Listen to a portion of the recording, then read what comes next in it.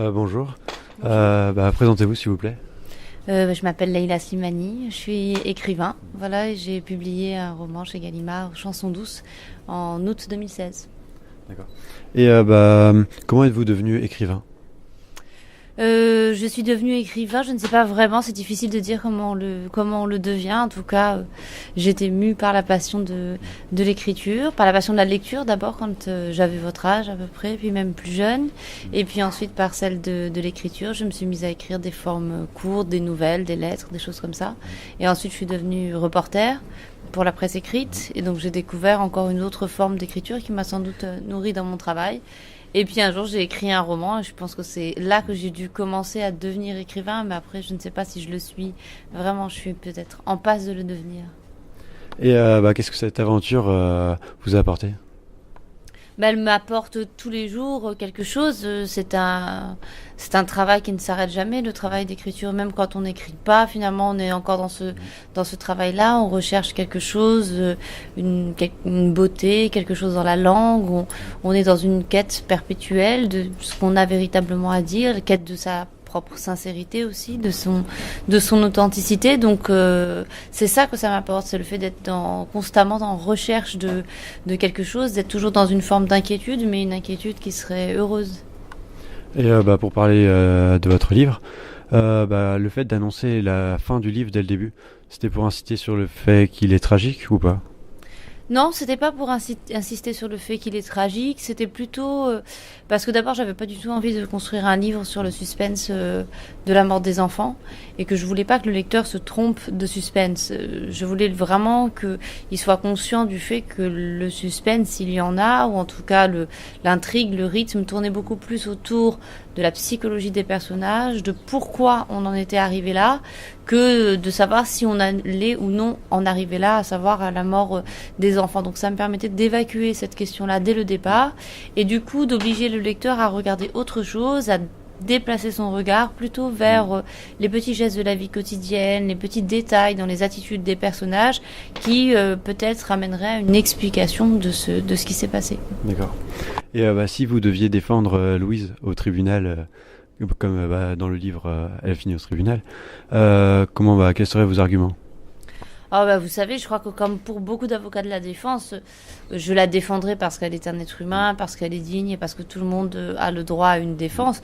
Évidemment, je ne nierai pas ce qu'elle a fait. Ce qu'elle a fait, elle l'a fait. J'essaierai simplement, comme le disent beaucoup d'avocats de la défense, de rappeler que même les monstres ont une histoire et donc de raconter son histoire, de lui rendre, avant que les portes de la prison se ferment, de lui rendre une forme de dignité. Donc essayer de raconter avec le plus de justesse, d'objectivité possible ce qu'elle a vécu. Et je pense que j'essaierai aussi surtout de l'écouter pour essayer de transmettre ce qu'elle m'aurait raconté. Heureusement, je ne suis qu'un écrivain, je n'ai pas son destin entre les mains. Si vous deviez, toujours au tribunal, prendre la parole, mais pour Myriam.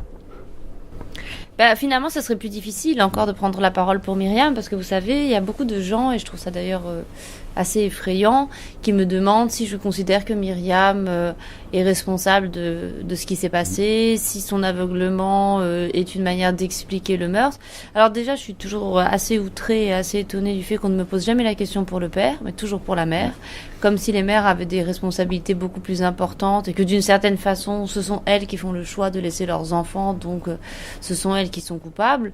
Le père aussi, il va travailler, il laisse son enfant, mais c'est drôle, on ne me pose jamais la question sur le père. Donc déjà, j'incite toujours les gens qui me posent la question à se poser la question à eux-mêmes, pourquoi est-ce qu'ils n'accusent jamais le père? Et ensuite, je pense que si je devais parler pour Myriam, je parlerais surtout pour notre société, et je poserai la question du regard de notre société sur le travail des femmes, sur le tiraillement auquel les femmes doivent faire face tout au long de leur vie quand elles décident d'être à la fois des mères et des personnes ayant une carrière professionnelle. Donc voilà, je pense que c'est ça que je dirais. Est-ce que vous avez lu d'autres livres de la sélection du concours? Oui, oui, je pense que je les ai presque tous lus. Attendez que je dise pas de bêtises. Oui, j'ai lu le livre de Catherine Cusset, l'autre qu'on adorait. J'ai lu le livre de Gaël Faye, Petit Pays. J'ai lu Cannibal. Je n'ai pas encore lu malheureusement le livre de Romain Slocumb que j'ai très très envie de lire. Mais là, je suis très prise. Non, j'en ai lu beaucoup. Oui, j'en ai lu beaucoup. Et lequel avez-vous préféré ou s'il y en a plusieurs? Ah, vous savez, c'est tous mes amis, alors c'est un peu difficile pour moi de vous dire lequel j'ai préféré. Non, sincèrement, en plus c'est vraiment très sincère, c'est même pas pour faire de la flagornerie.